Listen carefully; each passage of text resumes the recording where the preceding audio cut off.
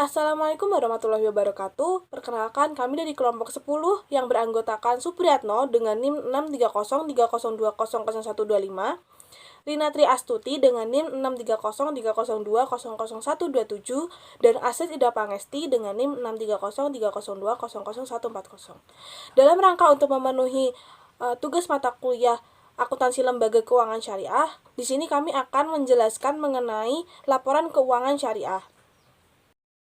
Yang pertama, kami akan membahas mengenai tujuan laporan keuangan syariah. Tujuan dari laporan keuangan adalah untuk menyediakan informasi yang menyangkut posisi keuangan, kinerja, serta perubahan posisi keuangan suatu entitas syariah yang bermanfaat bagi sejumlah pemakai dalam pengambilan keputusan ekonomi. Di sisi lain, ada juga tujuan lain dari laporan keuangan syariah. Yang pertama yaitu meningkatkan kepatuhan terhadap prinsip syariah dalam semua transaksi dan kegiatan usaha. Yang kedua yaitu memberikan informasi kepatuhan entitas syariah terhadap prinsip syariah, serta informasi aset, kewajiban, pendapatan, dan juga beban yang tidak sesuai dengan prinsip syariah bila ada dan bagaimana perolehan dan penggunaannya.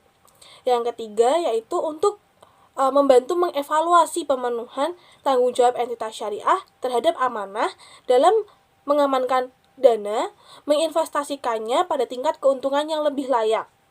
Yang terakhir yaitu informasi mengenai tingkat keuntungan investasi yang diperoleh penanam modal dan pemilik dana syirkah temporer, dan informasi mengenai pemenuhan kewajiban atau obligasi fungsi sosial entitas syariah, termasuk dalam pengelolaan dan penyaluran zakat, infak, sodakoh, dan juga wakaf. Lalu, berkaitan dengan laporan keuangan entitas syariah dalam PSAK 101 tentang penyajian laporan keuangan syariah akan saya jelaskan seperti berikut. Yang pertama yaitu tujuan laporan keuangan. Tujuan yang pertama yaitu laporan keuangan itu menyediakan informasi yang bermanfaat bagi pihak-pihak yang berkepentingan dalam pengambilan suatu keputusan ekonomi yang rasional. Misalnya ada investor, pemberi dana kord, terus pemilik dana syirkah temporer, pemilik dana titipan, dan pembayar sekaligus penerima zakat, sodakoh, infak, wakaf, dan lain-lain.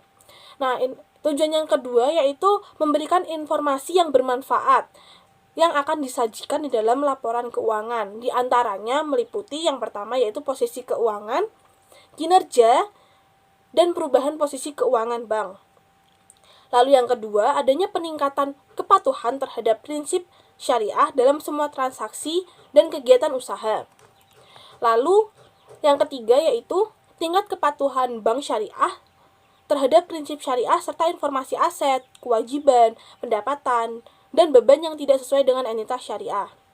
Lalu tujuan yang ketiga itu laporan keuangan juga merupakan sarana penanggung-jawaban manajemen atas penggunaan sumber daya yang dipercayakan kepada mereka. Lalu penyajian laporan keuangan syariah yang kedua yaitu tanggung jawab atas laporan keuangan, yaitu manajemen yang bertanggung jawab atas penyusunan dan penyajian laporan keuangan. Dan yang ketiga yaitu komponen laporan keuangan. Nah, di sini laporan itu memiliki komponen-komponen yang lengkap seperti neraca, laporan laba rugi, laporan arus kas, laporan perubahan entitas, laporan perubahan dana investasi terikat, laporan rekonsiliasi pendapatan dan bagi hasil, lalu ada laporan sumber dan penggunaan dana zakat, laporan sumber dan penggunaan dana kebajikan, dan yang terakhir yaitu catatan atas laporan keuangan. Yang keempat yaitu bahasa laporan keuangan. Dalam menyusun laporan keuangan harus disusun dalam bahasa Indonesia. Apabila ada laporan keuangan yang disusun menggunakan bahasa lain selain bahasa Indonesia, maka laporan keuangan tersebut harus memuat informasi yang sama, yaitu tanggal, posisi, dan cakupan periodenya. Yang kelima yaitu mata uang pelaporan. Mata uang pelaporan itu harus dalam kurs rupiah. Apabila transaksi bank menggunakan mata uang selain rupiah, maka harus dijabarkan dalam mata uang rupiah dengan menggunakan kurs laporan yang sudah ditetapkan oleh Bank Indonesia. Yang keenam, ada kebijakan akuntansi. Nah, kebijakan tersebut harus mencerminkan prinsip-prinsip kehati-hatian dalam mencakup semua informasi yang material dan sesuai dengan ketentuan dalam PSAK. Yang ketujuh yaitu penyajian.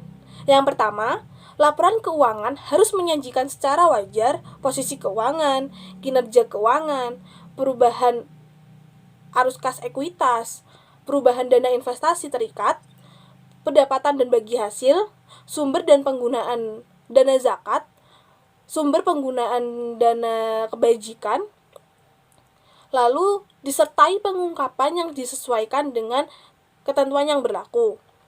Nah, yang kedua yaitu aset dijadikan berdasarkan karakteristiknya menurut urutan likuiditas, kewajiban, lalu disajikan menurut jatuh temponya, dan dana syirkah temporer dalam unsur tersendiri.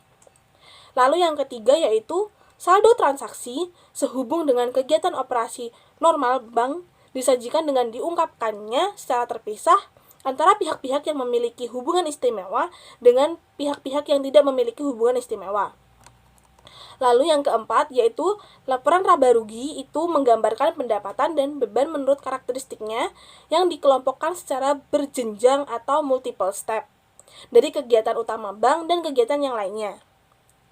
Lalu yang kelima, catatan atas laporan keuangan harus disajikan secara sistematis dengan urutan penyajian yang sesuai dengan komponen utamanya.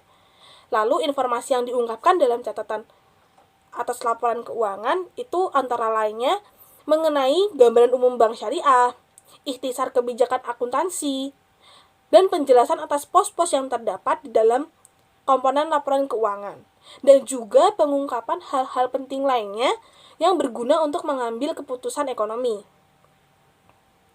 Yang keenam yaitu perubahan akuntansi wajib itu harus memperhatikan beberapa hal. Yang pertama yaitu perubahan estimasi akuntansi. Lalu adanya perubahan kebijakan akuntansi. Dan yang terakhir yaitu pada setiap lembar neraca, laporan laba rugi, laporan perubahan ekuitas, perubahan laporan arus kas, laporan perubahan dana investasi terikat, itu penyajian laporan keuangannya wajib mengikuti ketentuan yang dikeluarkan oleh Bank Indonesia. Sedangkan bagi bank yang telah go public, wajib pula mengikuti ketentuan yang dikeluarkan oleh otoritas pasar modal. Poin selanjutnya yaitu mengenai karakteristik dari laporan keuangan syariah.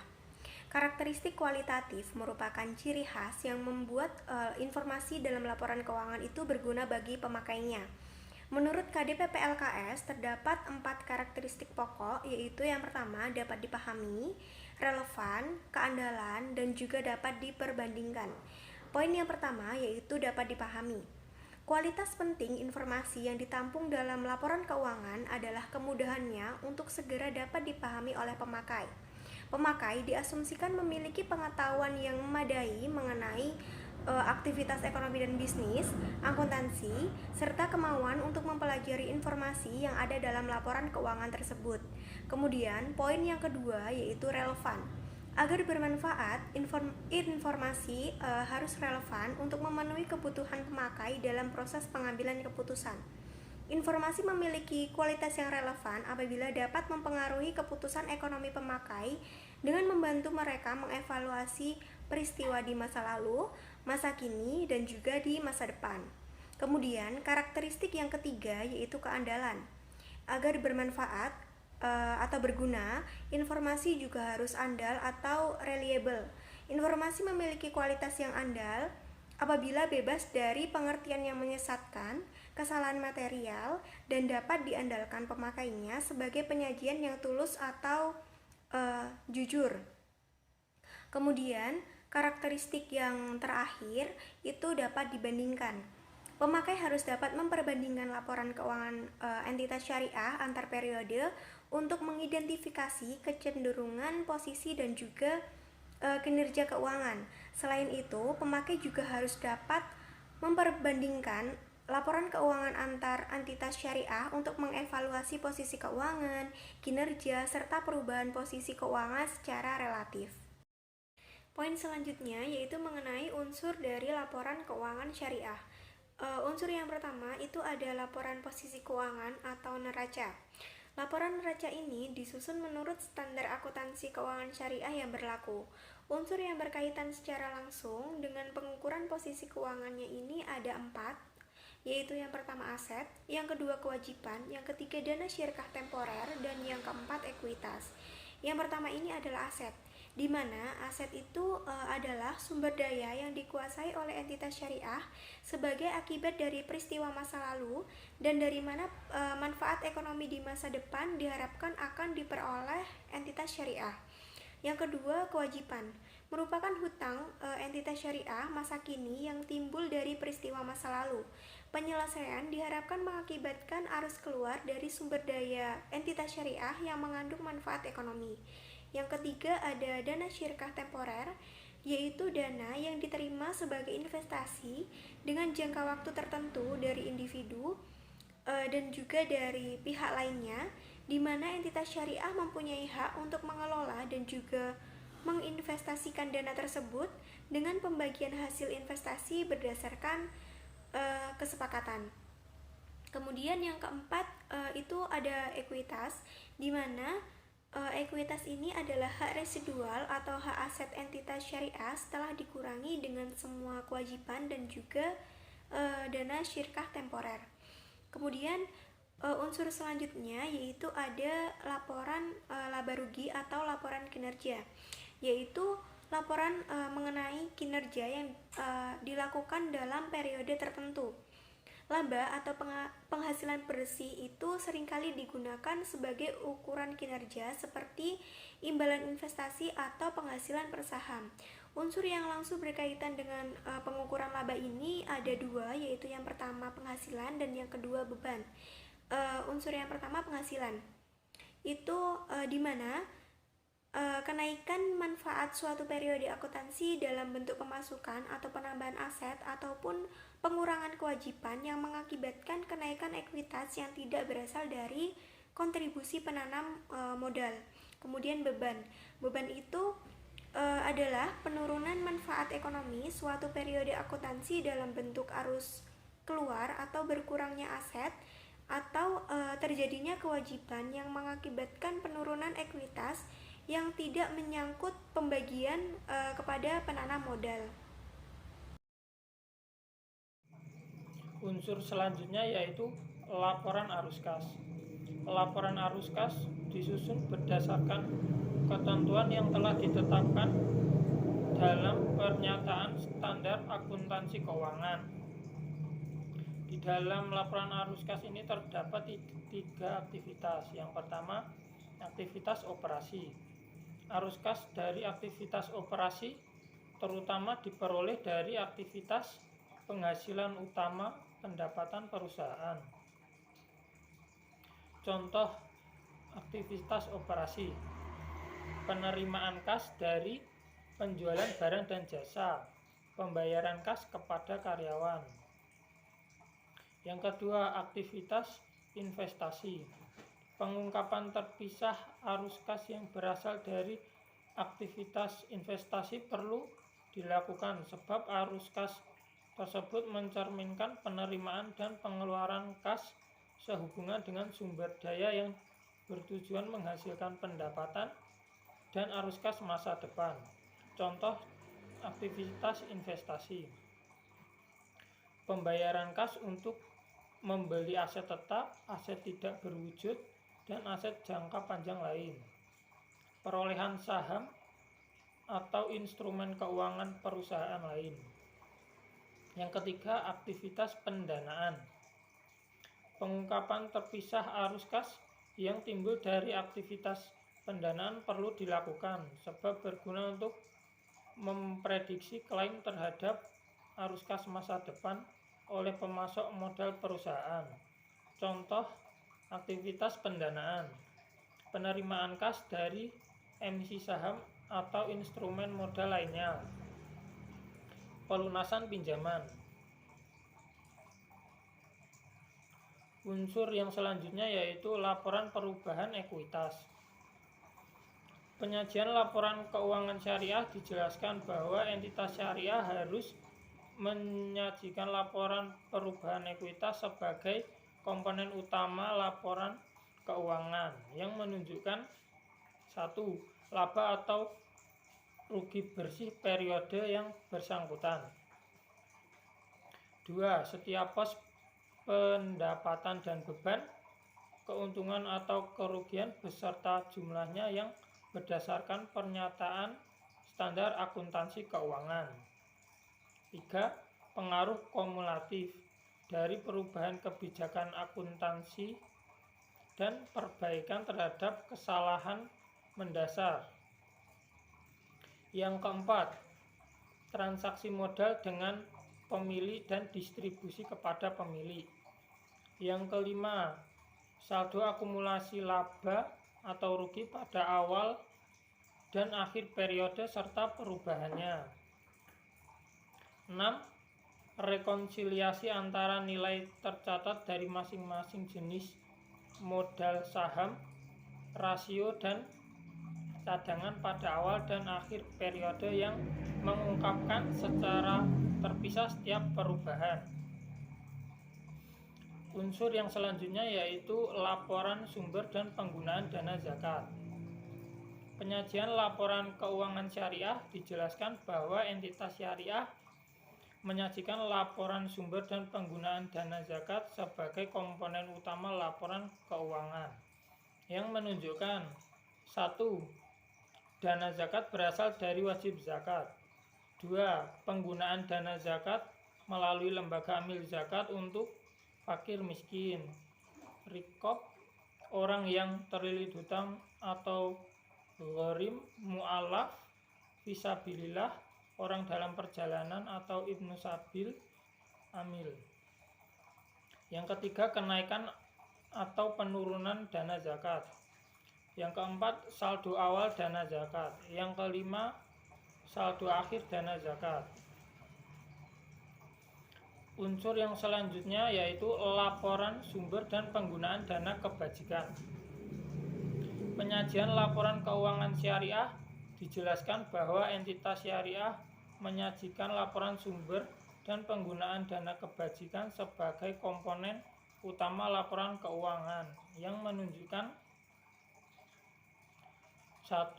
Sumber dana kebajikan berasal dari penerimaan, infak, sedekah, hasil pengelolaan wakaf, pengembalian dana kebajikan produktif, denda, pendapatan non halal. 2. Penggunaan dana kebajikan untuk dana kebijakan produktif, sumbangan, penggunaan lainnya untuk kepentingan umum, kenaikan atau penurunan sumber dana kebajikan, saldo awal dana penggunaan dana kebajikan, saldo akhir dana penggunaan dana kebajikan. Selanjutnya, unsur laporan keuangan selanjutnya yaitu laporan perubahan dana investasi terikat. Laporan perubahan dana investasi terikat ini dibuat oleh lembaga keuangan syariah sebagai laporan dalam menjalankan amanah pengelolaan dana. Beberapa hal yang perlu diperhatikan dalam pembuatan laporan perubahan dana investasi terikat antara lain: 1. Laporan perubahan dana investasi terikat memisahkan dana investasi terikat berdasarkan sumber dana dan memisahkan investasi berdasarkan jenisnya. Yang kedua, Bank Syariah menyajikan laporan perubahan dana investasi terikat sebagai komponen utama laporan keuangan yang menunjukkan saldo awal dana investasi terikat, jumlah kelompok investasi pada setiap jenis investasi dan nilai per kelompok pada awal periode, dana investasi yang diterima dan kelompok investasi yang diterbitkan Bank Syariah selama periode laporan, penarikan atau pembalian kembali kelompok investasi selama periode laporan, keuntungan atau kerugian dana investasi terikat, imbalan Bank Syariah sebagai agen investasi, beban administrasi dan beban tidak langsung lainnya yang dialokasikan oleh bank syariah ke dana investasi terikat. Saldo akhir dana investasi terikat. Jumlah kelompok investasi pada setiap jenis investasi dan nilai per kelompok pada akhir periode. Yang ketiga, investasi terikat adalah investasi yang bersumber dari pemilik dana investasi terikat dan sejenisnya yang dikelola oleh bank syariah sebagai agen investasi. Yang keempat, dana yang diserahkan oleh pemilik investasi terikat dan sejenisnya adalah dana yang diterima bank syariah sebagai agen investasi. Yang kelima, keuntungan atau kerugian investasi terikat adalah jumlah kenaikan atau penurunan bersih nilai investasi terikat. Yang keenam, dalam hal bank syariah bertindak sebagai agen investasi, imbalan yang diterima adalah sebesar jumlah yang disepakati tanpa memperhatikan hasil investasi. Yang ketujuh, catatan atas laporan perubahan dana investasi terikat harus mengungkapkan sifat hubungan antara entitas syariah dan pemilik dana investasi terikat, hak dan kewajiban yang berkaitan dengan setiap jenis dan investasi terikat atau unit investasi. Unsur selanjutnya yaitu laporan rekonsiliasi pendapatan dan bagi hasil.